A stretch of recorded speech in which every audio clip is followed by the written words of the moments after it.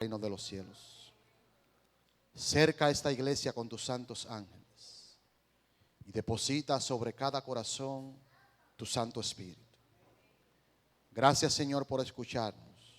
En el nombre de Jesús. Amén. Amén. ¿Cuántos están contentos de estar en la casa del Señor? No hay mejor lugar que estar en la casa de Dios. ¿Cuántos han visto películas? Todos. Las películas mayormente están compuestas por diferentes tipos de escenas, ¿cierto? Hay escenas que quizás nos hacen llorar, ¿sí o no? Hay escenas que nos hacen reír. Hay escenas que nos hacen sentir un poco agresivo, incómodo también.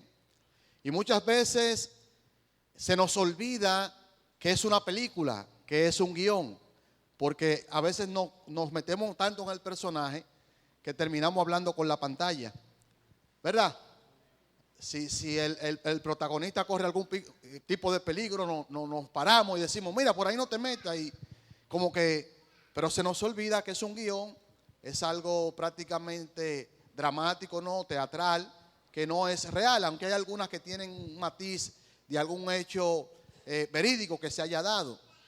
Mayormente, muchas de las películas que hemos contemplado no nos han sumado mucho en nuestra vida espiritual. No nos han acercado mucho a Dios. Pero la película que vamos a ver en esta mañana es una película diferente. Y el objetivo de esta película es no solamente acercarnos a Dios, sino que podamos ir al reino de los cielos. Y esta película es corta, no es larga, no es un largometraje, no es una película de 2 horas o 3 horas. Inclusive es una película que ya muchos de los que están aquí la conocen. Y es una película que está compuesta solamente de 3 escenas. ¿De cuántas escenas?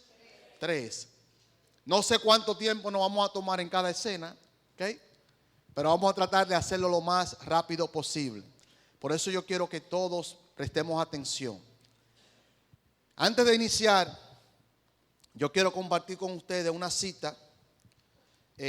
Por cierto, hemos titulado este tema El plan de salvación. En otras ocasiones lo hemos titulado La película final de la tierra o El plan. Tiene diferentes títulos. Yo quiero compartir con ustedes una cita. Por cierto, ¿cuánto creen en el don profético? Amén. Hay una cita que se encuentra en el libro Eventos de los Últimos Días, específicamente en el capítulo 14.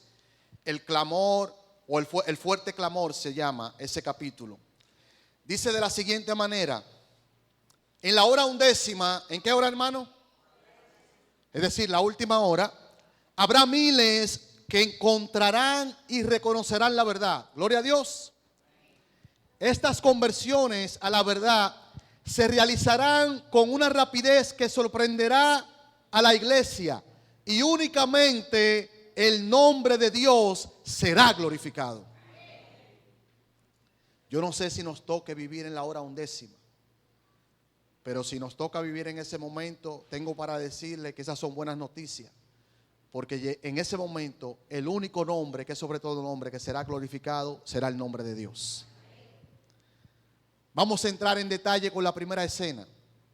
La primera escena inicia en el libro de Ezequiel, capítulo 28. En el libro de Ezequiel, capítulo 28, comienza describiendo un ángel que en primera instancia se le llamó Lucifer. ¿Cómo se le llamó? Que significa portador de ¿qué? De luz. El ángel más espléndido y más hermoso que Dios había creado. Y allí lo describe no solamente como un portador de luz. Dice que ese ángel era un querubín protector. ¿Era un qué? Para entender lo que es un querubín protector, tenemos que irnos al libro de Éxodo, capítulo 25. En el libro de Éxodo, capítulo 25, versículo 8, nos encontramos con lo que fue nuestra lectura bíblica. El Señor mandó a Moisés a hacer una edificación. Esa edificación se le llama tabernáculo o santuario. Y dice que ese santuario terrenal era un reflejo del santuario ¿qué? Celestial. Allí dice, y me hará un santuario y yo habitaré en medio de ¿qué? Dios quería ser el presidente, Dios quería ser el rey, Dios quería ser el gobernador en plenitud del pueblo de Israel. Por eso Dios manda hacer este santuario para habitar en medio del pueblo. Pero dice en Hebreos capítulo 8 que este santuario terrenal era un reflejo del santuario ¿qué? Celestial. Dentro de ese santuario estaba el lugar santísimo. ¿Qué estaba allí? Que era sombra de la habitación de Dios dentro del santuario celestial. En ese lugar había algo llamado el arca del pacto. ¿Qué muebles se encontraban en el lugar santísimo? Encima del arca del pacto había algo llamado el propiciatorio. En ese propiciatorio, que es la tapa, ustedes recuerdan que habían dos ángeles, dos querubines, ¿cierto? Uno al frente del otro. Si el santuario terrenal es un reflejo del santuario celestial, es decir, que todo lo que había en el santuario terrenal también está en el santuario ¿qué? Celestial. Por ende, ese santuario terrenal, que es símbolo del santuario celestial, esos querubines que estaban allí también existieron o existen de manera literal en el santuario celestial. Y uno de esos querubines que estaba en ese lugar era Lucifer, el portador de luz. Uno de esos dos querubines que tenía la función, que tenía la responsabilidad, que tenía el deber de exaltar, proteger y defender en su totalidad la ley de Dios, era Lucifer.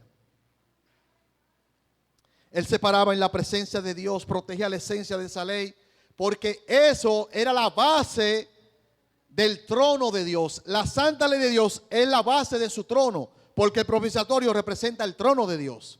Y debajo está el arca, la cual contiene los 10 mandamientos, su santa ley. Ahora bien, dice en Ezequiel capítulo 28 que Lucifer era perfecto. ¿Cómo era él? Hasta que se halló en el qué. ¿Y la maldad es mala o es buena? Una pregunta complicada, ¿verdad?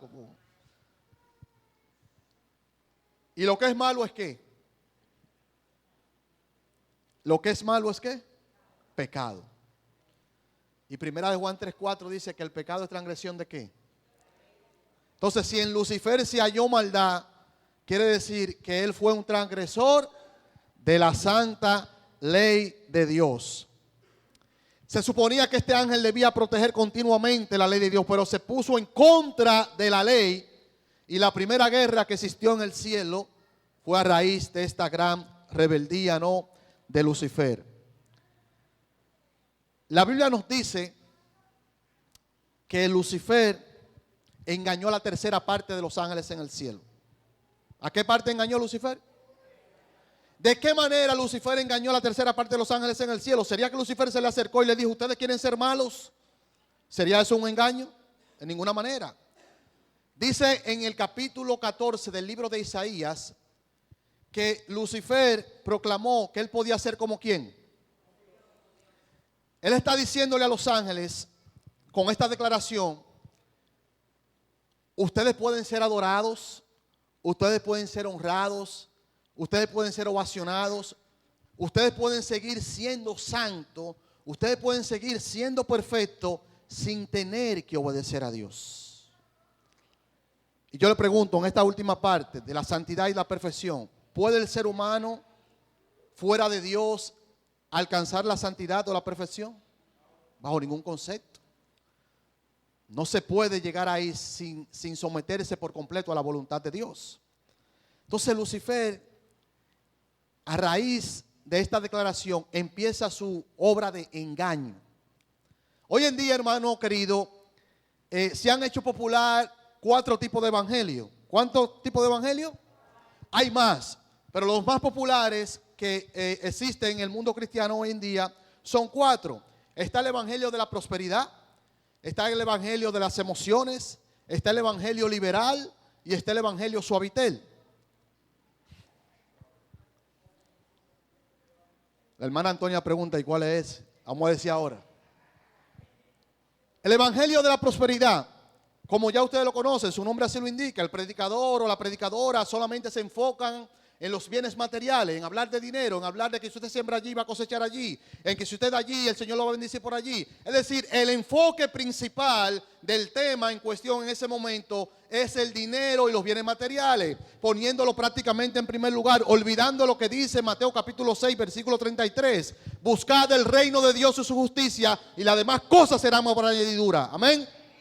Se olvidan también del consejo que le da Pablo a Timoteo en 1 Timoteo capítulo 6 versículo 10, que le dice que la raíz de todos los males es el amor al dinero. Hoy en día la gente está muy enfocada en hacerse de bienes, en hacerse de dinero, y que estudio esto y de estudio. Yo recuerdo que antes usted se hacía bachiller y era un logro, ¿cierto? Después pasamos a la licenciatura. Usted se hace licenciado y era lo máximo. Ya no basta con una licenciatura, ya no basta con una maestría, ahora hay que hacer doctorado, y no 1, 2, 3, 4 y 5. Yo no estoy en contra de la preparación académica de nadie. Ahora, cuando esas cosas empiezan a ocupar el tiempo de Dios, se convierten en una maldición. Nos levantamos temprano para estudiar para el examen, nos levantamos temprano para preparar la tesis, nos preparamos temprano para ir al trabajo, pero no hay tiempo para Dios. Entonces hay que analizar, hermanos, realmente quién está ocupando el lugar de Dios en mi vida. Yo no estoy en contra de que sea el tener dinero, el ser rico no es pecado. Abraham era rico, Job era rico. Hay muchísimos personajes bíblicos que sirvieron a Dios y eran ricos, pero nunca se desconectaron de Dios. Nunca permitieron que los bienes materiales, su posición, les envolviera la mente en un ámbito de orgullo, de opulencia, de arrogancia, de pedancia, sino que se mantuvieron humildes delante del Señor. Cuidado con ese evangelio de la prosperidad, porque ese evangelio lo tenemos también en la iglesia adventista. El evangelio de las emociones. Si no hay humo, si no hay luces, si no hay aplausos, si no hay baile, ahí no estuvo Dios. Porque hay que sentir el gozo. Yo no sé qué tipo de gozo. Porque si usted tiene deseo de bailar, váyase por una discoteca. Esto no es discoteca. No, que todo tiene su lugar, todo tiene su tiempo, es cierto. Pero en todo momento, en todo lugar, tenemos que ser cristianos. Y el Señor dice en su palabra, en 1 Corintios capítulo 14, versículo 40, haced todo decentemente y en orden, porque Dios es un Dios de orden. Romanos 12:1 dice que nuestro culto debe ser racional, no emocional. Ahora tenemos una camada de payasos en las redes y en las iglesias haciendo chistes, manipulando las emociones, apelando a las emociones, y la gente toma decisiones sin saber las decisiones que está tomando. Hay que tener cuidado con eso. Y me gusta este predicador porque él es un payaso, por eso que te gusta. Y como él no confronta, no confronta con el mensaje que Dios quiere que se dé, tu vida, mi vida, te gusta. Como te manipula las emociones, te gusta.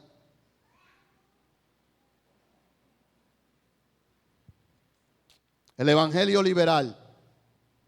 No importa cómo tú te vistas, no importa lo que comas, no importa lo que veas, no importa lo que escuches, lo importante es que tú creas en Dios.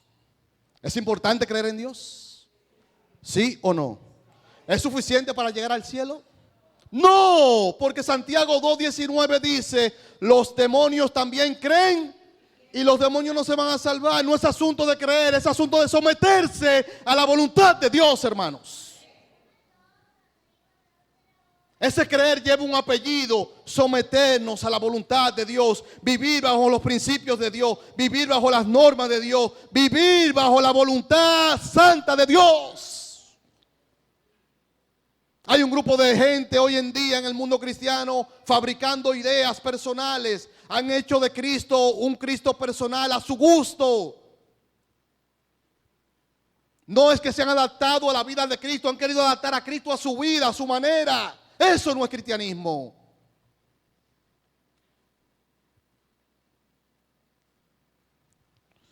El evangelio suavitel, yo sé que lo estaban esperando eso. Yo le pregunto a ustedes, ¿el suavitel quita el sucio?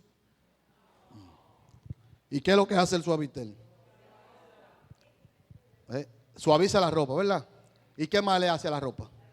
Le da olor. Exacto. Así mismo existe un evangelio hoy en día, Suavitel, donde los mensajes tienen que ser suaves. Donde los mensajes tienen que adecuarse al gusto de la gente. No se puede hablar de qué cosa porque la gente puede irse. No se puede tocar este tema porque el hermano se puede ofender. No se puede tocar esto porque hay que tener cuidado. Y hablar de profecía, no, hay que tener cuidado con eso. Que se van, que se vayan.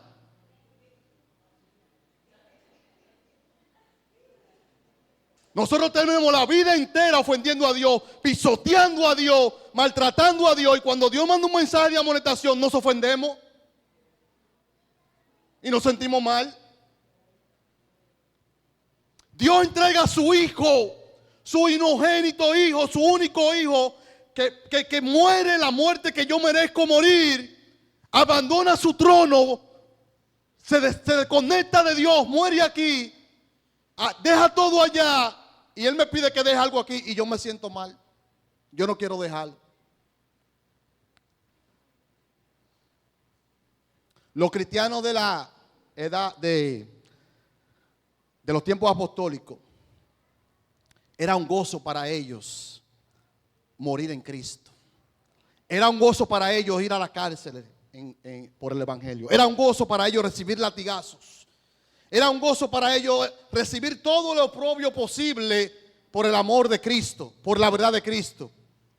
Hoy se habla de un tema en la iglesia y hay un grupo que se ofende y dicen: ese predicador no lo traigan más.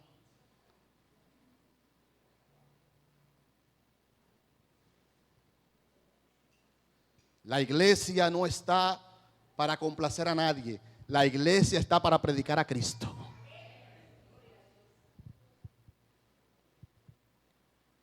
Y la iglesia no está para adaptarse al mundo. El mundo que tiene que adaptarse a la iglesia. Esos 4 tipos de evangelios, aunque usted no lo crea o se le haga difícil de creer, tengo mala noticia. Lo tenemos dentro de la iglesia adventista del séptimo día. Satanás se ha encargado de desviar nuestra atención de la realidad que estamos viviendo, de que Cristo viene pronto y el mundo está a punto de colapsar. Lucifer y sus ángeles fueron expulsados del cielo. ¿Por qué no fueron juzgados de manera inmediata? ¿Por qué Dios no emitió un juicio para poner las cosas claras de una vez por todas? En el libro de Deuteronomio, capítulo 19, versículos 16 al 19, leemos que cuando hubiera una división entre dos grupos o una controversia entre dos grupos, tenía que haber una tercera parte que sirviera como jurado o como juez en ese problema de esos dos grupos. Eso era lo justo. Vamos a tomar ese principio y vamos a aplicarlo a esta historia. Cuando Lucifer y sus ángeles se rebelaron en el cielo, ¿en cuántas partes se dividió el cielo? En 2. Está Dios y sus ángeles y estaba Lucifer y sus ángeles. Si Dios se sentaba a juzgarlo en ese momento, se vería como algo injusto. Es como que usted me lleve a juicio y yo le diga: está bien, vamos al juicio, pero yo soy el juez. ¿Sería justo eso? No. La Biblia nos dice en el libro de Ezequiel que cuando Dios expulsó al diablo y sus ángeles, les dijo: te pondré delante de los reyes para que te miren. Eso me suena como una obra de juicio. ¿A quién iba a colocar Dios como jurado mientras él era el juez para juzgar a Satanás? Escuchen algo muy importante sobre la característica que tiene que tener un jurado.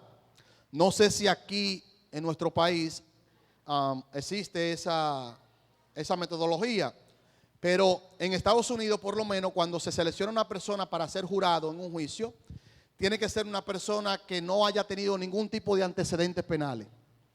Una persona que haya sido respetuosa o respetuoso de esa ley que hay en ese país. Una persona intachable civilmente hablando. Y se recomienda que la persona que vaya a participar en un juicio sea una persona que no tenga conocimiento del tema a tratarse en cuestión, para que no vaya predispuesto, sino que esa persona que sirva como jurado vaya a tomar la decisión según lo que presente la parte acusadora como la parte de la defensa. Por eso se recomienda que la persona, si ha de tener algún tipo del tema en cuestión en el momento del juicio, sea el más mínimo posible, para que no vaya, como decía hace un momento, predispuesto.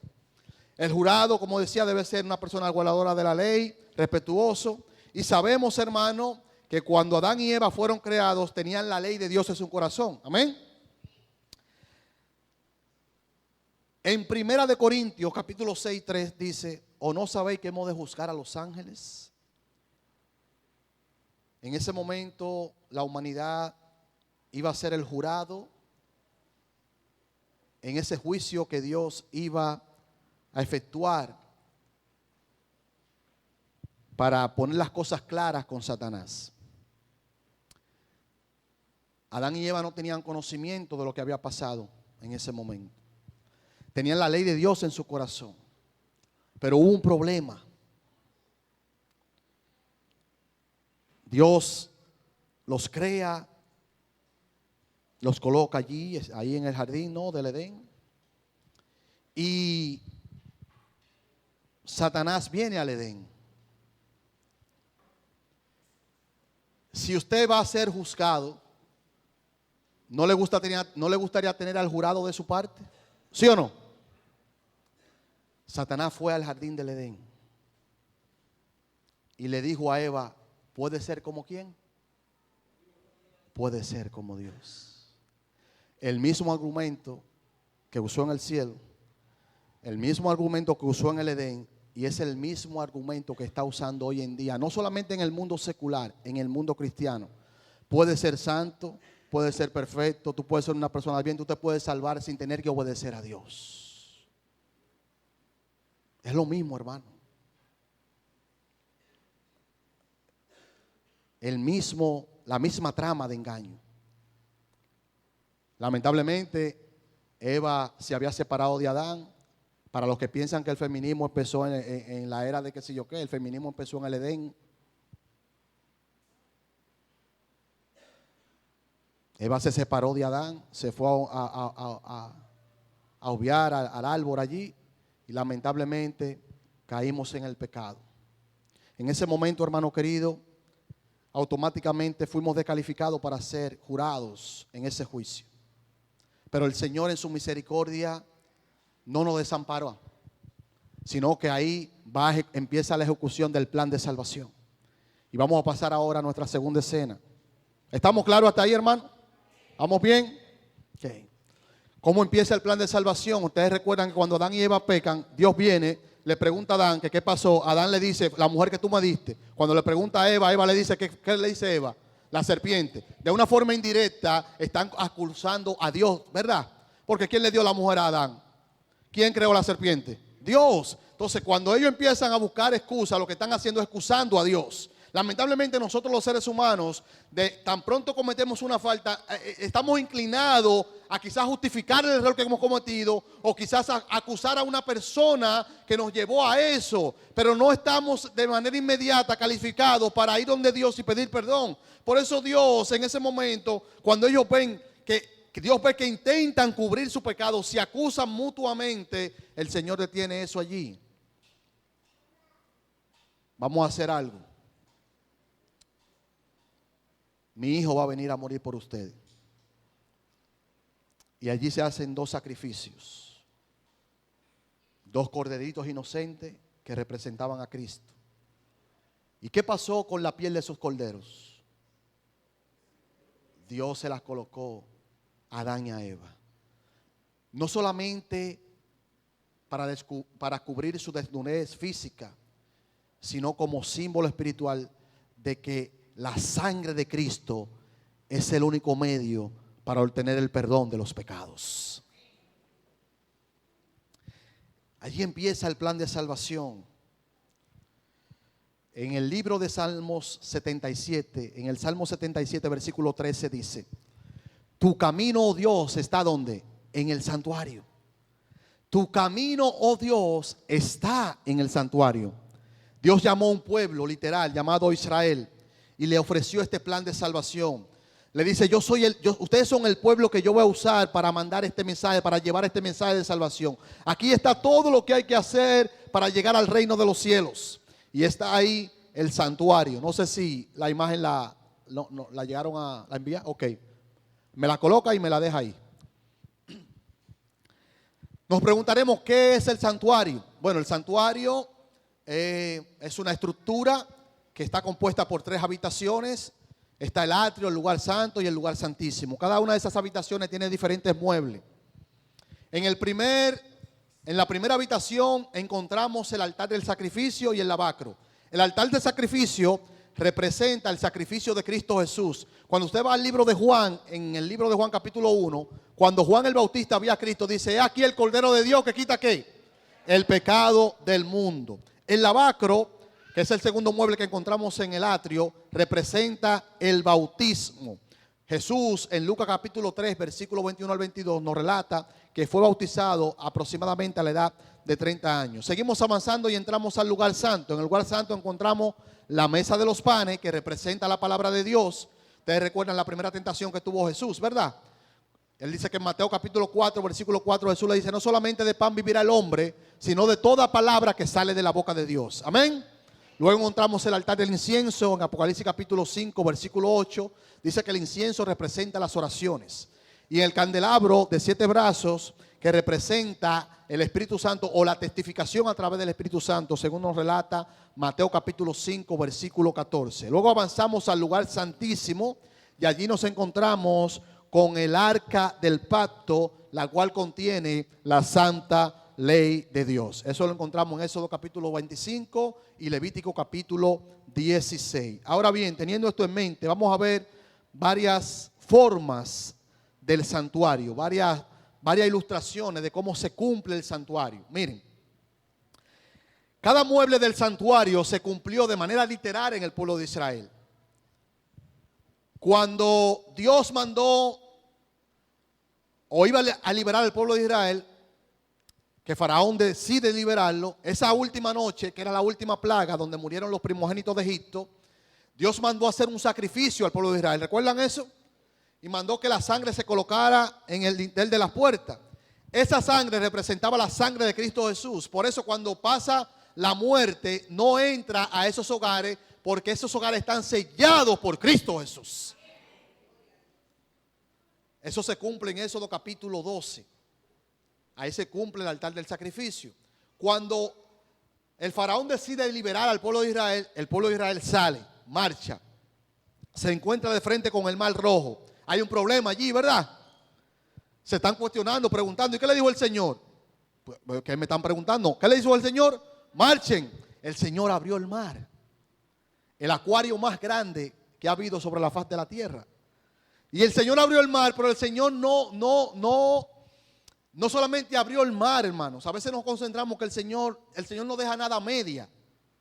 El Señor siempre lo que da es bueno en gran manera. Amén. El Señor le tiró su asfalto. Porque cuando usted echa agua en la tierra, ¿en qué se convierte? En lodo. El Señor le preparó el camino para que fueran cómodos. Lo saca rico de Egipto, porque el pueblo de Israel salió rico de Egipto. Y le prepara el camino para llegar al otro lado. Ahora, ahí pasó algo muy interesante. Dice en 1 Corintios capítulo 10, versículo 2, el apóstol Pablo dice que todos fueron bautizados bajo la misma nube. Ustedes se preguntarán, bueno, ¿cómo fue que el pueblo de Israel fue bautizado en ese momento si ni siquiera se mojó? Tenemos que entender algo. El pueblo de Israel duró 430 años en Egipto, ¿cierto? Yo pregunto, ¿copió su forma de vestir? ¿Copió su forma de alimentarse? Oh, tú en una nación extranjera, dependiendo del tiempo que tú vivas, puedes copiar algunas cosas de su cultura, ¿sí o no? Puede influenciar de una manera u otra la cultura, aunque el dominicano siempre está de privón. Sí, porque el dominicano va a Puerto Rico, dura 2 días y viene aquí y dice, bendito nene. ¿Es verdad? Y el acento le cambia y tú dices, pero bueno, acá, pero fue un fin de semana que tú duraste allá. Nosotros los dominicanos a veces vivimos un agentado. ¿Qué pasa allí? El pueblo de Israel necesitaba el bautismo urgente. Porque necesitaba morir a esa cultura y nacer a una nueva cultura en Cristo Jesús. Y el bautismo es un símbolo a una muerte, a una vieja vida y un nacimiento a una nueva vida en Cristo Jesús. Cuando ellos pasan, recuerden que Faraón se indignó y le cayó detrás, fue detrás de ellos junto con el ejército. Cuando Faraón entra con el ejército, ¿qué pasa con el mar? Se cierra. ¿Está muriendo Israel a una vieja vida? ¿Está naciendo a una nueva vida? Amén. Ahí se cumple el lavacro. Eso ocurre en Éxodo capítulo 14. En Éxodo capítulo 16, luego de estar del otro lado, el pueblo de Israel tiene hambre. ¿Y qué le dio Dios? ¿Y qué representa el pan? La palabra de Dios, la mesa de los panes que encontramos en el lugar santo. ¿Van viendo cómo cada mueble se cumple en el pueblo de Israel? Cada mueble del santuario. En Éxodo capítulo 19, Dios le dice a Moisés: mira, necesito que el pueblo se consagre, que ore, porque lo voy a usar. Lo voy a usar para llevar este mensaje. Ahí se cumple lo que es el altar del incienso, que representa las oraciones, y el candelabro de 7 brazos, que representa la testificación a través del Espíritu Santo, la predicación del Evangelio, de que van a hacer luz donde quiera que vaya. Ahí se cumplen todos esos muebles en el pueblo de Israel. Ahora bien, cuando usted va a Éxodo capítulo 20, ¿qué hace Dios? Le da los 10 mandamientos. Ahí de manera simbólica están pasando al lugar santísimo donde se encuentra la santa ley de Dios. Amén. ¿Se cumple cada mueble del santuario en el pueblo de Israel, sí o no? ¿Quieren ver el santuario en el Nuevo Testamento? ¿Qué les parece si lo vemos en el Nuevo Testamento? A mí me dijeron que le diera para allá hoy. No sé, ustedes son los que saben. En el Nuevo Testamento, bueno, por la película se va a extender un poquito entonces. No es broma. No se va a extender. Miren qué fácil es. En el libro de Mateo, Marcos, Lucas y Juan nos hablan del sacrificio de Jesús, el altar del sacrificio. En el libro de Hechos nos habla del bautismo a través del Espíritu Santo, el lavacro. Del libro de Romanos hasta el libro de Judas nos habla acerca del estudio de la palabra de Dios, de la oración y de la testificación. Ahí tenemos la mesa de los panes, el altar del incienso y el candelabro de 7 brazos. Cuando usted va al libro de Apocalipsis, eso nos lleva directamente al lugar santísimo, donde se encuentra la santa ley de Dios. Amén. ¿Vimos el santuario en el Nuevo Testamento? En menos de un minuto. Toda la Biblia, hermano, cuando usted escudriña las escrituras bajo la dirección del Espíritu Santo, usted se va a dar cuenta que todo el santuario, donde está todo el plan de salvación, está en toda la Biblia. Vamos a entrar a la última escena. Aquí es que la cosa se pone buena. Porque aquí es donde yo me paro y empiezo a hablar con el protagonista. Mira, no te metas por ahí, que te están acechando. Satanás no se iba a quedar tranquilo con este plan de salvación. Porque el objetivo de Satanás es que la gente se pierda, hermano. No que se salve. Fíjense la lucha. Yo sé que todos ustedes quizás los que están aquí han vivido esa lucha. Cuando están dando un estudio bíblico, cuando están haciendo la obra misionera, inclusive cuando usted mismo decide consagrarse más a Jehová, usted ve cómo el enemigo se levanta, se ensaña y le ataca. Porque Satanás no quiere nada que tenga que ver con santidad. Nada que tenga que ver con algo que lo acerque a usted a Dios. Satanás le agrada, nada. Y él se levantó. Y bajo una entidad religiosa, que en el libro de Daniel capítulo 2 es un barro que intenta mezclarse con el hierro. En el capítulo 7 lo describe como un cuerno pequeño. En el libro de Segunda de Tesalonicenses capítulo 2 lo describe como un hombre de pecado. En Primera de Juan capítulo 2 también lo describe como el anticristo. En el libro de Apocalipsis capítulo 12 lo describe como un dragón. En Apocalipsis 13 como una bestia. En Apocalipsis 14 como una bestia también. Pero en Apocalipsis 17 describe este sistema religioso como Babilonia la Grande, la madre de las rameras. Babilonia, que viene del antiguo lenguaje Babel, que significa confusión. Grande porque tiene hegemonía mundial, controla el mundo, ¿no? En un momento tuvo su control total. Madre porque tiene hijas. Y ramera porque es una entidad religiosa que comete fornicación o adulterio espiritual. Se mezcla con lo político. Y lo religioso y lo político no van de la mano. Este sistema religioso tuvo un dominio mundial que perduró durante 1260 años. Desde el año 538 hasta el año 1798. Durante todo ese periodo de tiempo, este sistema religioso se encargó de atacar cada uno de los muebles del santuario. Oigan cómo el enemigo trabaja.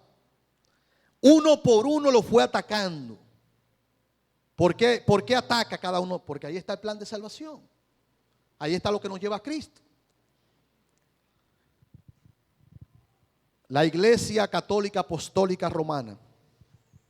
Cuando hacemos referencia a esta iglesia, porque la palabra no soy yo que lo digo, la palabra de Dios da toda la característica y señala a esta iglesia. Ahora bien, yo quiero que entendamos algo. Esto no es un ataque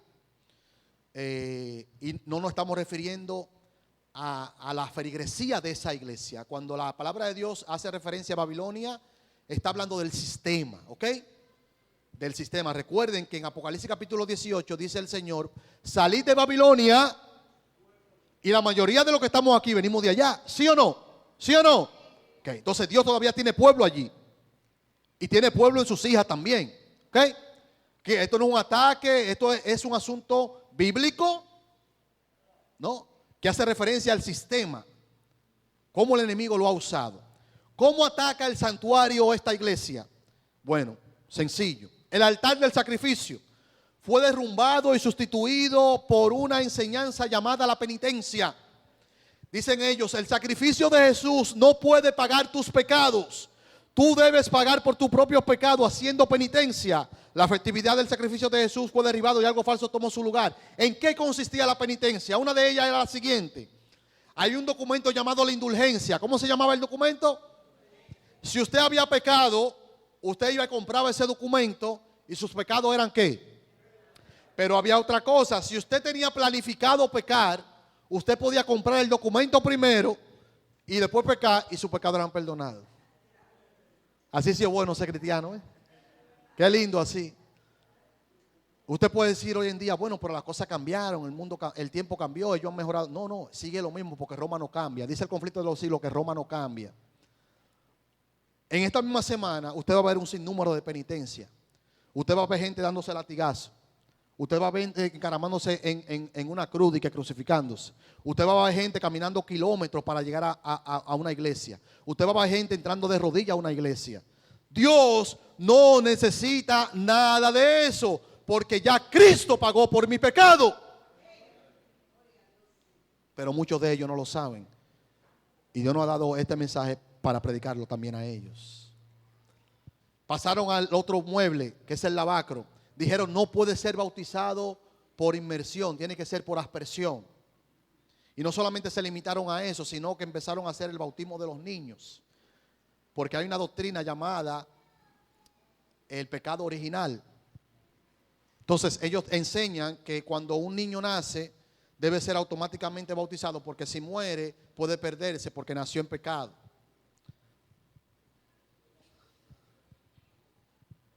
A mí se me olvidó mandarle una foto a la hermana para que la pusieran de cuando a mí me bautizaron. Hermanos queridos, wow. Algo tan solemne como el bautismo también fue atacado o sigue siendo atacado por esta entidad.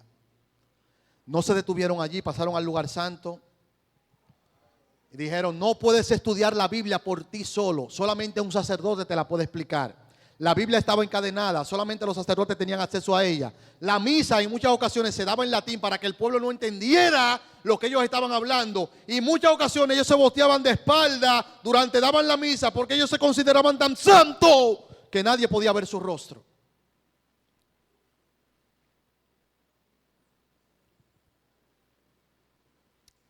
Yo no me estoy inventando esto, ahí está la historia y yo vengo de ahí. Yo creo que si yo no hubiese llegado a ser adventista del séptimo día, hubiese sido monaguillo, padre, no sé, una cosa de esa.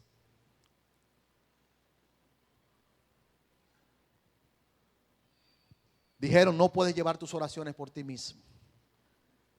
Tienes que ir a un sacerdote. Y se crearon un mueble llamado el confesionario, donde el sacerdote está sentado de un lado y usted se pone de rodillas del otro. Y usted le confiesa ahí todo. Yo recuerdo cuando me tocaba confesarme, yo nunca le dije todo lo que yo hacía al sacerdote. porque yo decía dos cosas. Lo primero era que yo no quería que mi penitencia fuera tan larga. Y la otra cosa que yo decía era, bueno, yo no puedo decirle todo a este hombre porque puede hacer que un día se incomode y diga todo lo que yo he hecho. Yo recuerdo que mi penitencia siempre fueron, durante todo el tiempo que duré en la iglesia, siempre eran 3 Ave María y 2 Padre Nuestro. Y ahí pasé yo más de 15 años de mi vida repitiendo eso para obtener el perdón de mis pecados. Hermano querido, si usted no estudia la Biblia, si usted no ora directamente a Dios, ¿de quién usted va a poder testificar de Dios? No puede testificar de Dios porque usted no tiene relación con Dios. Ahí también atacan el candelabro. Automáticamente dejan de estudiar la Biblia, solamente un sacerdote la puede explicar. Automáticamente se confiesan con un sacerdote, no pueden hablar con Dios directamente. ¿De qué iban a testificar? ¿De Dios o del sacerdote? Del sacerdote, porque su relación es con el sacerdote, no con Dios. No se limitaron a atacar el lugar santo, sino que pasaron al lugar santísimo.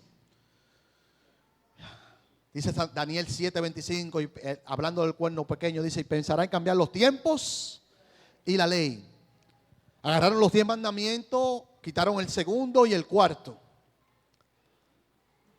Se inventaron un mandamiento llamado santificar la fiesta, y el último mandamiento de la codicia lo dividieron en 2 para completar el número. Así atacan el lugar santísimo donde se encuentra la santa ley de Dios. Pudiera abundar más, pero estoy haciendo prácticamente resumiendo todo. Hay muchas telas por donde cortar en esta película, pero quiero que nos vayamos con la esencia. Ahora bien, ¿usted cree que el enemigo está ganando? Vuelvo y pregunto, ¿usted cree que el enemigo está ganando? ¿Cuándo usted ha visto una película donde el protagonista pierde? Aún el protagonista muriendo, ¿gana? ¿Sí o no? ¿Sí o no? El Señor es el protagonista de esta película. Y ahora vamos a ver, ay, yo me gozo en esto. Ahora vamos a ver cómo Dios restaura cada mueble del santuario. Ya vieron cómo el enemigo lo atacó, ¿verdad? Dios no se va a quedar de brazos cruzados, hermano, porque es que Dios nunca ha perdido y nunca perderá una batalla. ¿Quién puede vencer a Dios? Nadie. A veces nosotros entramos en un cuadro de aflicción y ¿qué te digo? Somos humanos y demás, pero miren, hermano, cuando nosotros realmente tengamos una relación con Dios genuina, nosotros, a pesar de las aflicciones, a pesar de todo, vamos a entender que estamos del lado del que nunca ha perdido una batalla. Que estamos del lado del Rey de Reyes y Señor de Señores. Y que para Él no hay nada imposible. Miren cómo Dios fue restaurando cada mueble del santuario.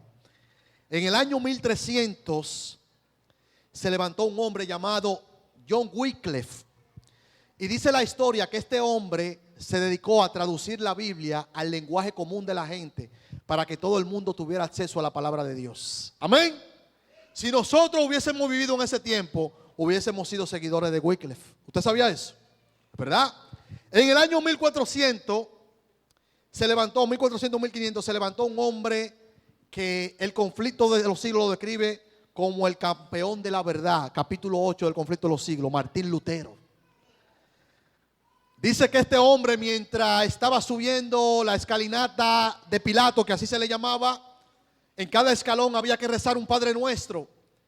Y mientras él iba subiendo de rodillas, fue impresionado por el Espíritu Santo y llegó un texto bíblico a su mente que se encuentra en Romanos capítulo 1, versículo 17, que dice: el justo por la fe vivirá. Y allí se levantó Martín Lutero y empezó a predicar el mensaje de la justificación por la fe, de que no necesitamos penitencia, de que no necesitamos sacrificio, porque ya el sacrificio Cristo lo ha hecho por nosotros. Restaurando así lo que es el altar del sacrificio. En el año 1500 también, se levantó un hombre llamado Juan Calvino. Él dijo que podemos llevar nuestras oraciones por nosotros mismos a Dios, que no necesitamos intercesor, restaurando así lo que es el altar del incienso. Amén. En el año 1600 se levantó John Smith. Dice que este hombre enseñó que el verdadero bautismo es por inmersión, no por aspersión, porque ese es el bautismo genuino, un simbolismo a una muerte a una vieja vida y un nacimiento a una nueva vida en Cristo Jesús, restaurando así lo que es el lavacro. En el año 1700 se levantó John Wesley. Dice la historia que este hombre tenía un fuego especial y se dedicó a predicar el evangelio donde quiera que fuera. Él fue el fundador de la iglesia metodista, restaurando así lo que es el candelabro de 7 brazos, la testificación a través del Espíritu Santo. Si nosotros hubiésemos nacido en uno de esos años, hubiésemos sido parte de ese movimiento. ¿Y saben por qué? Le voy a decir ahora. Falta un mueble por restaurar.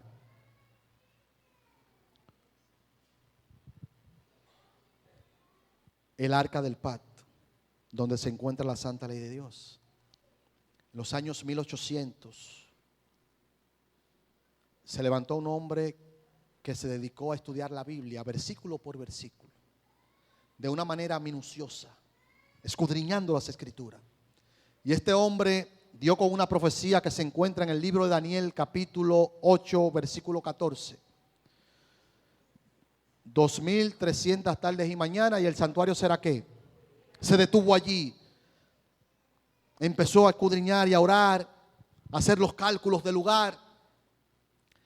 Llegó a un cálculo, 2300 años, desde el 457, llegó a 1844, 22 de octubre de 1844. Se empezó a hablar de que Jesús venía en esa fecha. Muchas personas que pertenecían a los otros movimientos ya mencionados se unieron a él a pregonar ese evangelio. Hermano querido, ese movimiento milerista creció de una manera increíble. La gran mayoría de ellos vendieron todo lo que tenían, porque Cristo venía, y todo lo dedicaron a la obra. Llegó el 22 de octubre de 1844. 3 de la tarde, 4 de la tarde, 5 de la tarde, 6 de la tarde, 6:30. Cristo no vino. El gran chasco. Wow. Miren, wow. Dios tiene el control de todo. De todo, hermano, de todo, de todo. No hay nada que se le escape a Dios. A veces nos acusan, no, que ustedes vienen de un chasco, que ustedes que sí. La gente no sabe que el mismo chasco era una profecía. Apocalipsis capítulo 10. Dios le dice a Juan, mastica el libro, ¿verdad? Cómelo. Será dulce a tu paladar, pero amargo ¿a dónde? Y él mismo le dice, es necesario que ¿qué? Que profetice, es necesario que estudie nuevamente. ¿Por qué el Señor permite el chasco? ¿Por qué sucede el chasco? Se puede decir también que fue una especie de zarandeo, ¿verdad? ¿Saben por qué? Porque no todos estaban de corazón. Había que limpiar ese movimiento. Dice el lenguaje en Testimonio para la Iglesia, tomo 1, que este movimiento pasó de ser de un movimiento que estaba compuesto casi por 500,000 de personas.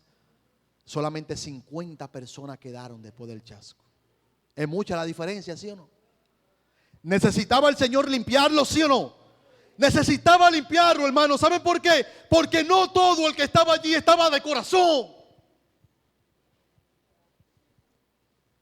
Dios en este momento, en este tiempo, va a limpiar también su iglesia, porque no todos están de corazón. Por eso el Señor dice, deja que crezca juntamente el trigo con la cizaña. Llegará la última prueba y allí será limpiado mi pueblo. Yo no estoy por aquí para decir quién es cizaña o quién es trigo, ni usted tampoco para hacerlo. Ahora, por su fruto lo conoceréis. ¿Para qué nos estamos preparando? ¿Para perdernos o para salvarnos? Irán Nixon iba por un maizal y allí Dios lo llevó a Hebreos capítulo 8. Y ahí fue que ellos entendieron que el evento no era que Jesús venía a la tierra, sino que Jesús estaba pasando del lugar santo al lugar santísimo. Todos los muebles del santuario se cumplieron en Israel. Y todos los muebles del santuario se cumplieron en Cristo también. La tierra era el atrio, porque aquí fue que Cristo murió y resucitó. Altar del sacrificio y lavacro. Jesús pasa al lugar santo cuando se derrama el Espíritu Santo en el día de Pentecostés. Eso es otro estudio que vamos a dar acá cuando me inviten nuevamente. ¿Qué pasó el día de Pentecostés? Y Jesús se mantuvo ahí en el lugar santo, intercediéndonos, escuchando las oraciones, hasta 1844 del tiempo nuestro. Y pasó al lugar santísimo. Hermano querido, en 1863 se fundó la Iglesia Adventista del Séptimo Día. Dios ha sido tan bueno con esta iglesia que hasta el nombre se lo dio Dios. Nosotros somos el último movimiento profético que Dios ha levantado. Nosotros no somos una secta. Nosotros no somos una religión más. Nosotros somos un movimiento que Dios ha levantado para restaurar el último mueble del santuario, que es el arca del pacto, donde se encuentra la santa ley de Dios. Por eso usted ve que Apocalipsis capítulo 14, 12 dice: aquí está la paciencia de los santos, los que guardan los mandamientos de Dios y tienen el testimonio de Jesús. Paciencia, porque han perseverado. Lo han perdido todo por amor a Cristo. No le ha importado perder la casa, el trabajo, la familia lo han rechazado. No le ha importado ni siquiera poner en riesgo su propia vida, porque aman tanto a Dios que quieren servirle por toda la eternidad. Paciencia. Santos, porque aún en un mundo de pecado se han mantenido en una comunión con Dios tan grande y tan estrecha que ya el mundo no es un lugar para que ellos sigan viviendo aquí. Tiene que llevarlo al cielo. Los mandamientos de Dios, así como estuvieron una vez grabados en el corazón de Adán y Eva, ha llevado a este grupo, a través de esa relación con Dios, a formar ese carácter. Porque los mandamientos de Dios son el carácter de Dios. El testimonio de Jesús, el espíritu de profecía. Dios le ha dado todo a esta iglesia, hermano. Y permítame decirle que yo no lo digo con arrogancia ni con orgullo.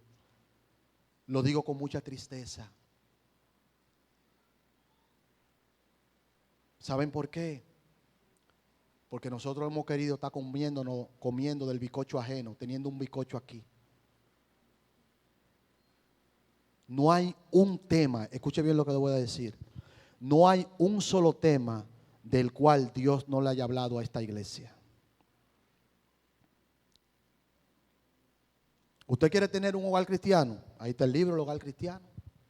¿Usted quiere saber cómo criar a sus hijos? Conducción del niño.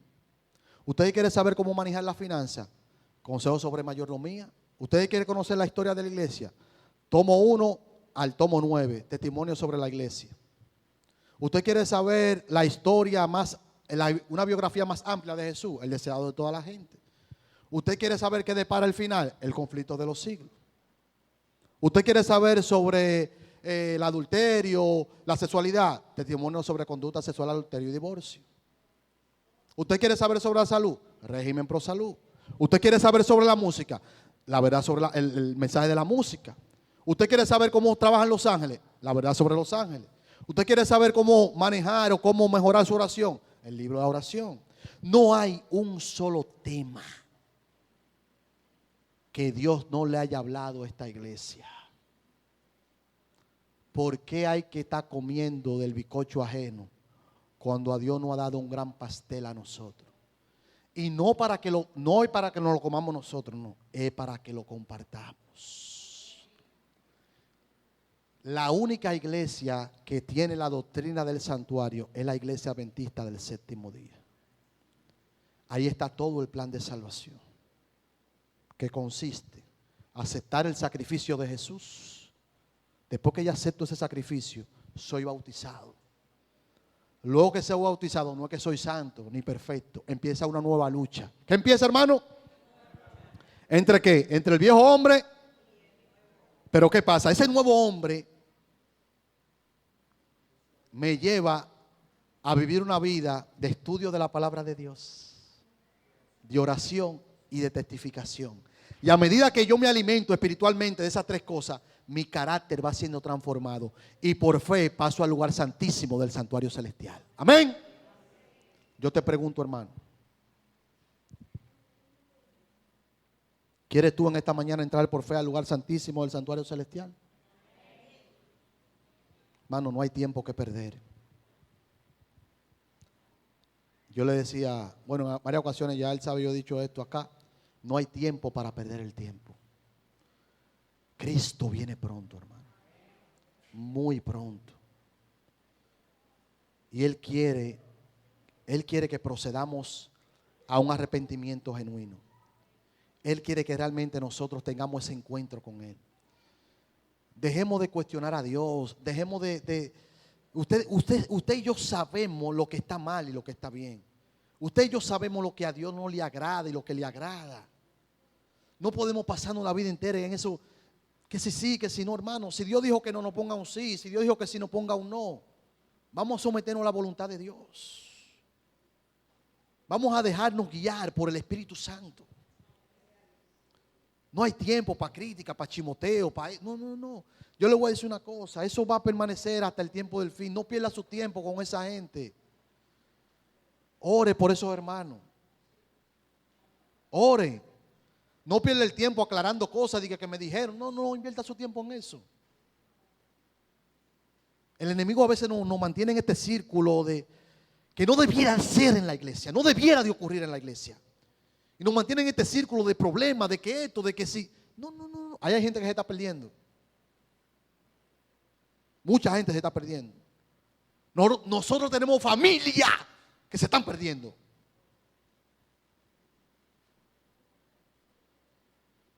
Nosotros no podemos perder tiempo en chisme y en crítica. Al diablo lo botaron por eso del cielo. Y al que sigue en eso en la iglesia también Dios lo va a botar. Deje que Dios lo bote. Hermano, el que no se alinee, yo voy a decir una cosa clara. O estamos o no estamos. Aquí no hay examen completivo. Dice que el Señor cuando venga me va a terminar de limpiar. No, eso no funciona así. Lo único que va a ser transformado cuando Cristo venga es este cuerpo mortal en un cuerpo mortal. Pero el carácter no. La purificación y la santificación del carácter es ahora. Y la única forma de lograrlo es dedicándole tiempo de calidad a Dios. No perdiendo el tiempo.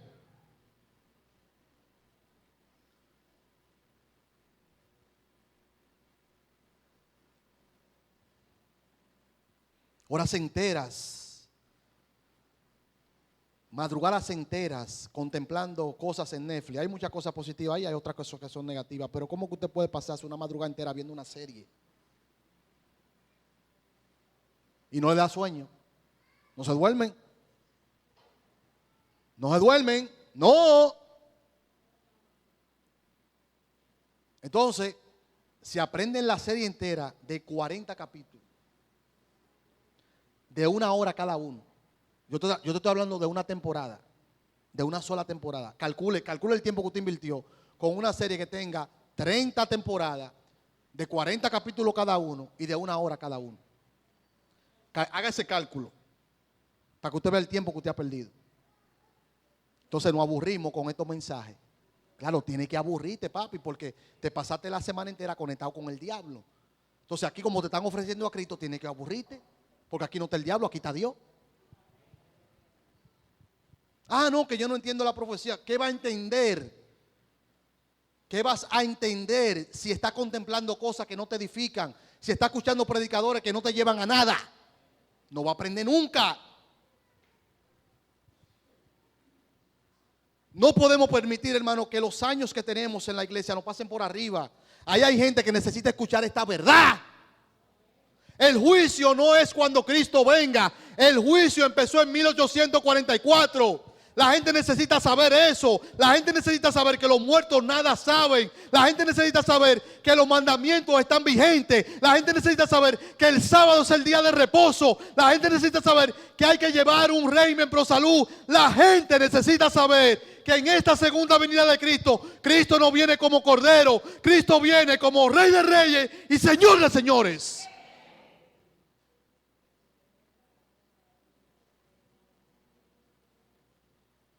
Ese es el mensaje que hay que dar. A mí no me hable de manipular emociones, a mí no me hable de nada de eso. Este es el mensaje distintivo de la iglesia. Lo que marca la diferencia.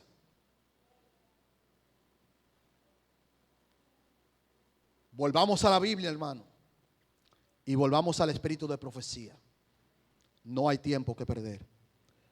Cristo viene pronto. Muy pronto.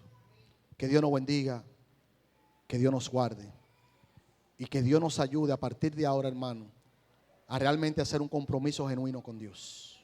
¿Cuántos quieren hacer ese compromiso con Dios? ¿Te puede poner de pie ahí donde está?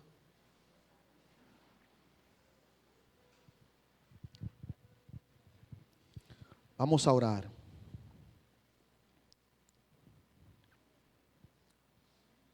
Vamos a postrarnos y vamos a orar. Vamos de rodillas lo que puedan. Oramos. Bendito Dios. Bendito Dios. Alabado y glorificado sea tu nombre. Padre, tú eres santo. Tú has sido muy bueno con nosotros. Muy, pero muy bueno. Tú has sido misericordioso. Tú has sido muy tolerante. Tú has sido paciente. Tú has sido amoroso. Señor, perdónanos por no valorarte. Perdónanos, Señor, por cuestionarte. Perdónanos, Señor, por rechazarte en algunos momentos. Padre eterno, perdónanos de todo corazón. Aquí hay un grupo de tus hijos de rodillas en esta hora. Tú conoces el corazón de cada uno de nosotros. Te pedimos, Señor, mira, Padre, te pedimos de todo corazón, haz lo que tengas que hacer, pero sálvanos. Aunque nos cause dolor, aunque nos cause tristeza, aunque nos cause amargura, aunque no nos guste, haz lo que tengas que hacer, pero sálvanos. No nos dejes perecer en el pecado. Lávanos con tu sangre preciosa. Y ayúdanos, Señor, a testificar que tú vives y reinas en nuestros corazones. Padre, colocamos en tus manos todas nuestras necesidades, dificultades y problemas y demás. Todo lo colocamos en tus manos. Toma el control. En esta hora nuestra mayor necesidad, nuestra necesidad urgente ahora mismo, Señor, es ser lleno de tu Santo Espíritu. Lo otro, ve añadiéndolo según tu voluntad, según tú entiendas, según tú nos vayas preparando. Pero ahora mismo, Señor, a partir de ahora, Padre, ayúdanos a ser mejores cristianos. Que el que está allá afuera, el familiar, el amigo, el vecino, el compañero de trabajo, el compañero de estudio, el que esté allá afuera, pueda verte a ti a través de nosotros. Puedan decir aquí un siervo, una sierva de Jehová. Bendice la iglesia misionera de paz, Señor. Bendice el pastor, bendice los ancianos. Bendice cada dirigente departamental. Úngelos también con tu Santo Espíritu para que ellos puedan seguir encaminando este pequeño rebaño hacia la Canaán celestial. Bendice los matrimonios aquí presentes, Señor. El enemigo está atacando fuertemente los hogares. lo colocamos en tus manos y rogamos que tus santos ángeles lo cerquen en esta hora, Padre. Que el enemigo no tenga entrada en ningún hogar aquí representado, sino que cada hogar, Señor, pueda testificar que a pesar de un mundo de pecado, podemos conservar hogares cristianos. Bendice los noviazgos, que también estos jóvenes que se han unido en esta relación, donde quiera que vayan, a pesar de la presión social, puedan testificar que se puede llevar un noviazgo cristocéntrico. Las y los que no tienen pareja, que no se desesperen, Señor, que puedan confiar en ti y que dejen que tú elijas por ellos. Bendice a los niños, Señor. Cuídalos, protégelos. Ellos representan un futuro. Permite que cada padre aquí pueda guiarlos, Señor, y pueda criarlo bajo tu amor, tu misericordia y tu temor. Que ellos puedan seguir creciendo, amándote, obedeciéndote y respetándote, Señor. Padre, gracias por escucharnos. Ahora que partimos a nuestros hogares, te pedimos que nos aparte de todo mal, mi Dios, pero nunca de tu santa y divina presencia. Gracias por escucharnos, Señor. En el nombre de Jesús. Amén, amén. Dele un abrazo fuerte a que está a su lado y dígale, nos veremos en la Canaán celestial.